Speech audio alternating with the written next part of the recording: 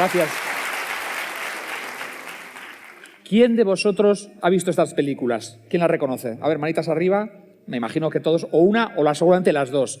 Mirad, la película de Tiburón, en 1975, despertó una pandemia global de selacofobia, una enfermedad hasta entonces no diagnosticada, que era el miedo a los tiburones. Nos presentó a los tiburones, sobre todo al tiburón blanco, como una bestia monstruosa, como un monstruo sediento de sangre, devoraniños, que hundía barcos, y estaba justificado empezar a matarlos a mansalva. Había que matar al monstruo, y eso está en nuestras historias, en nuestro ADN. Años más tarde, en 2003, Disney, Pixar, nos mostró Buscando a Nemo. Nos enseñó la magia de los arrecifes de coral. Nos enseñó una riqueza, una biodiversidad, una fauna llena de colores, de texturas, de emociones. Y nos apuntaba un poquito qué es lo que pasa cuando los seres humanos nos metemos en los arrecifes y nos llevamos a una criatura para meterla en nuestro acuario de dentista. Además están conectadas, porque si recordáis, los más pequeños seguro que recuerdan, el tiburón blanco que sale en Nemo se llama Bruce y dice que yo no soy una máquina de matar, los tiburones somos buenos, los peces son nuestros amigos. Estaba un poco blanqueando esa imagen de los tiburones, porque es que además Bruce era también el nombre de la maqueta del tiburón que utilizaba Steven Spielberg en la primera película del año 75. Pero vamos a ver una historia de verdad, más allá de lo que nos cuentan las películas. Vamos a empezar por los corales. Los arrecifes de coral ocupan el 2% de la superficie del océano, muy, muy, muy poquito. Una franja muy estrechita en los mares tropicales y subtropicales, en el mar del Coral, en Australia, en las Seychelles, en Polinesia, en Micronesia, en Indonesia, en todos sitios que acaban en Asia, un 2%. Sin embargo, albergan el 25% de la biodiversidad marina. Una cuarta parte de la vida de los océanos ocurre en los arrecifes de coral. Ocurre o vive allí o va allí a tener sus crías, porque además son un lugar maravilloso para reproducirse, para tener sus crías, porque las crías, los alevines, pueden refugiarse, pueden esconderse entre todas esas grietas, todas esas cuevas, y además con tantísima biodiversidad hay mucho alimento para ellos y es un lugar muy seguro. ¿Os acordáis un poquito qué eran los corales? ¿Son plantas, son animales, son roca? Pues realmente son las tres cosas juntas. Son unos animales muy, muy, muy sencillitos, que ahora veremos cómo funcionan. Estos son fotos de los pólipos de coral. Los arrecifes de coral están formados por cientos, por miles de millones de pequeños pólipos casi microscópicos, muy pequeñitos, que juntos forman enormes colonias y forman con sus esqueletos forman esos arrecifes.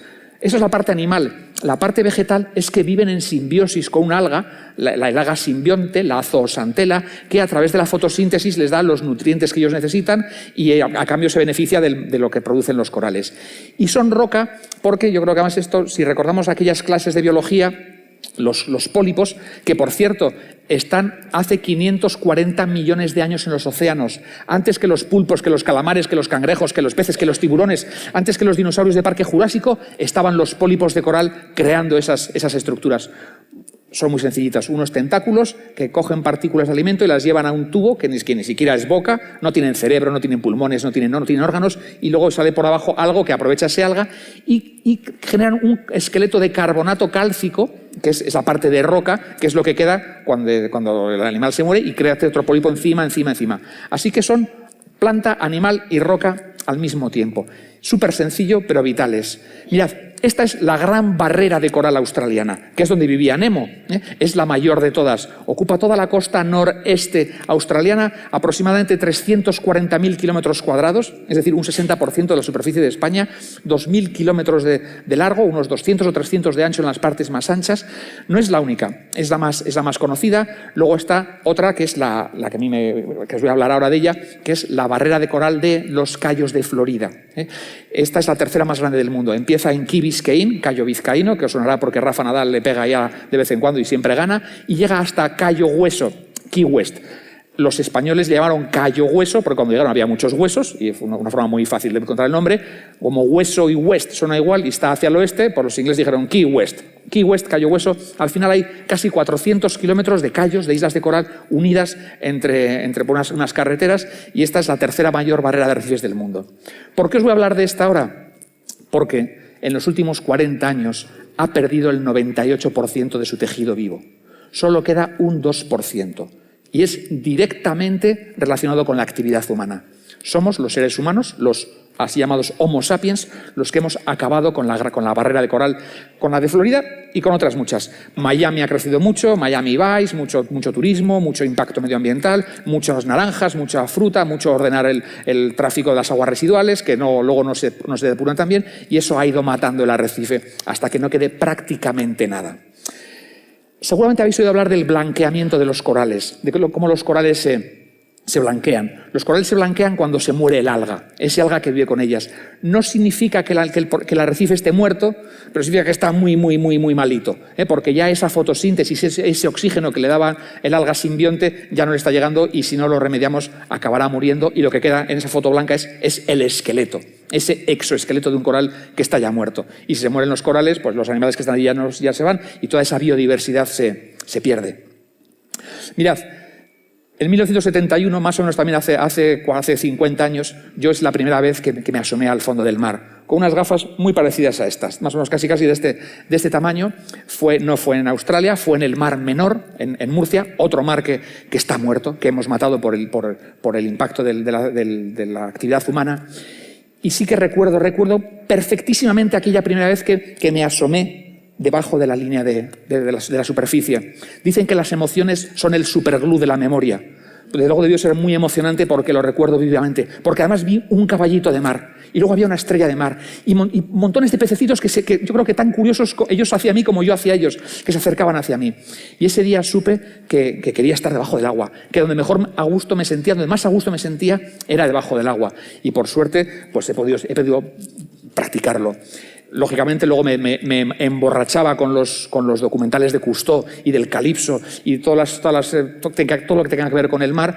Y esa otra foto que veis en el 2018 es en las Molucas, en las Forgotten Islands, las islas olvidadas, justo en el Indo-Pacífico, cerca de Papúa Nueva Guinea, donde se junta el Índico y el Pacífico, y probablemente porque se juntan esos dos mares es la mayor fuente de biodiversidad y la mayor fuente de corales más variados, duros y blandos del planeta.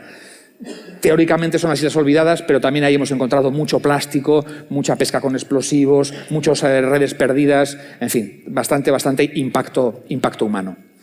Por suerte, los seres humanos que han sido parte del problema pueden ser parte de la solución, están siendo parte de la solución.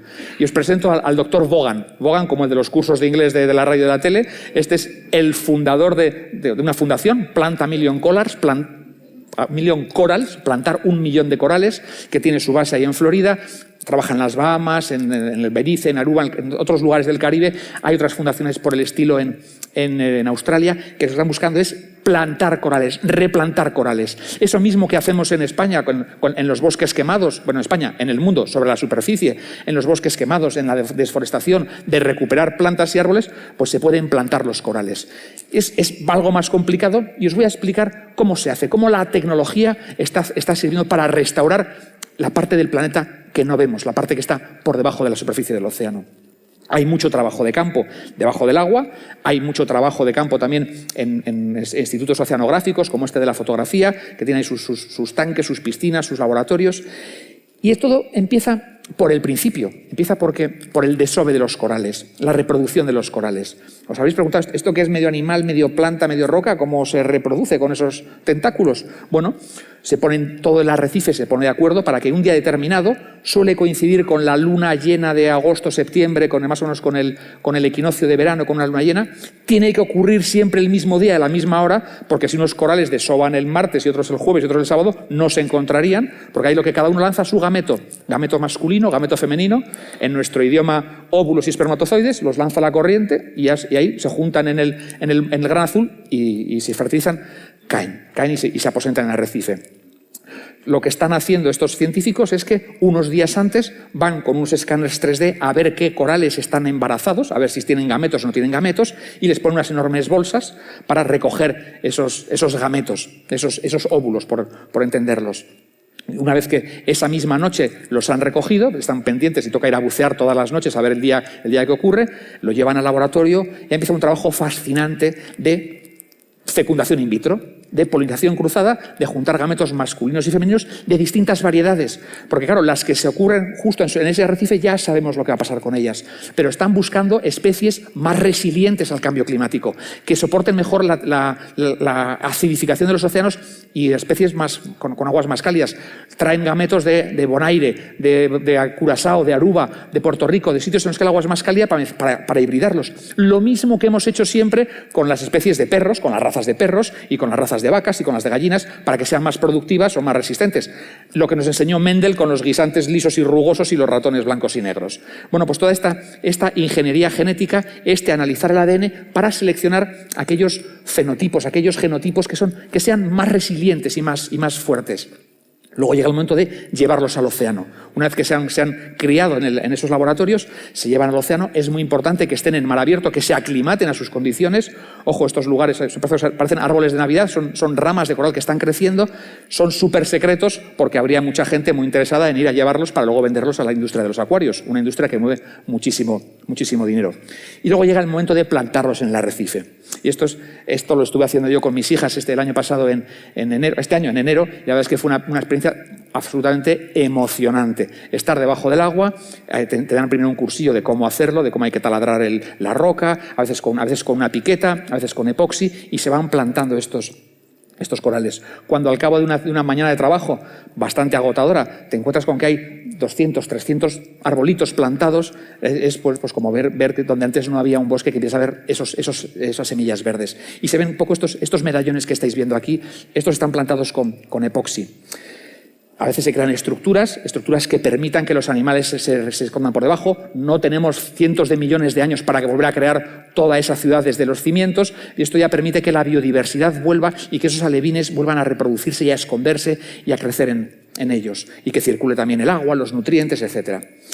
¿Esto sirve para algo? Sirve para algo. La experiencia demuestra que cuando vas un año después, el 95% de los plantados han sobrevivido. Y eso que hay tormentas, hay huracanes, hay barcos que se chocan, muchas vicisitudes, pero sirve para algo. Es como plantar un bosque al que vayáis y que un año después pues veáis que esos árboles han arraigado y están creciendo. Y la verdad es que es una enorme satisfacción. Vamos a hablar de los tiburones, de la auténtica película de terror de los tiburones. El terror no es que haya tiburones en el océano. La gran película de terror es que el océano se está quedando sin tiburones. Prácticamente todas las especies han perdido el 90% de sus individuos en las últimas 20-30 años.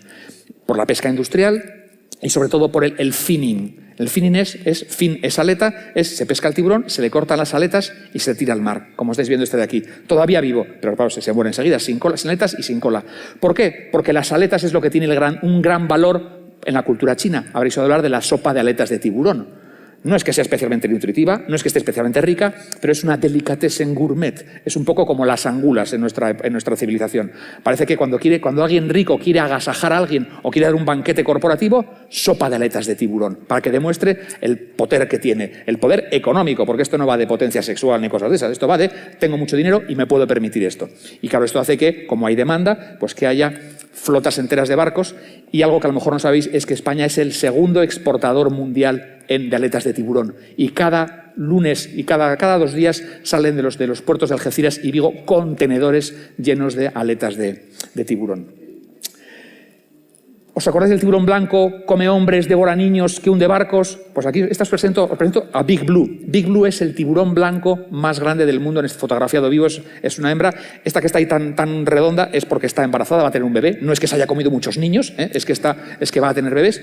Y veis que al lado de Big Blue está Ocean Ramsay, está esta chica. No parece que tenga mucho miedo. No, si fuese una bestia asesina, devora hombres, sedienta de sangre, no estaría nadando con él, acariciándole, sin jaula y sin arpones y sin armas de destrucción masiva. Nos enseña cómo se puede entender su comportamiento y cómo es posible convivir con ellos. Fijaros que estadísticamente puede haber unos 8 o 9, no llega a 10 ataques de tiburón al año, y casi siempre es porque nos ha confundido con otra cosa.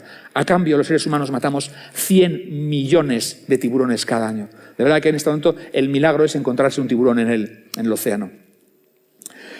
Pasa con los tiburones, pasa con otras muchísimas especies. No hay atunes en el mar para tanto sushi. A ver si nos hemos encantado, nos fascina la cocina japonesa y tal, y el tataki y el teriyaki y todas estas cosas. Realmente tenemos que empezar a buscar una forma de hacerlo. Hace unos días se aprobó en España la ley de pesca sostenible. No existe ese concepto como pesca sostenible. Tenemos que reinventar un montón de hábitos. Por suerte también la tecnología está ayudando y hoy se puede imprimir sushi, imprimir salmón con impresora 3D sin tener que ir a pescarlo al océano. ¿Recordáis al capitán Cousteau? Tenía esta lección: People protect what they love. La gente protege aquello que ama, solamente ama aquello que entiende y solamente entiende aquello que le explican. Por eso me dedico en gran parte a divulgar este conocimiento de los océanos. Esto me permite sentirme como aquel niño que quería ir en el Calipso y comentar y divulgar la importancia que tiene cuidar los océanos, ser parte de los océanos y, sobre todo, esta es la idea que quería transmitiros: hacer lo que se pueda, con lo que tengamos. No esperemos que otros lo hagan, porque estamos en un momento en el que o somos parte de la solución o, si no, vamos a ser parte del problema. Muchas gracias.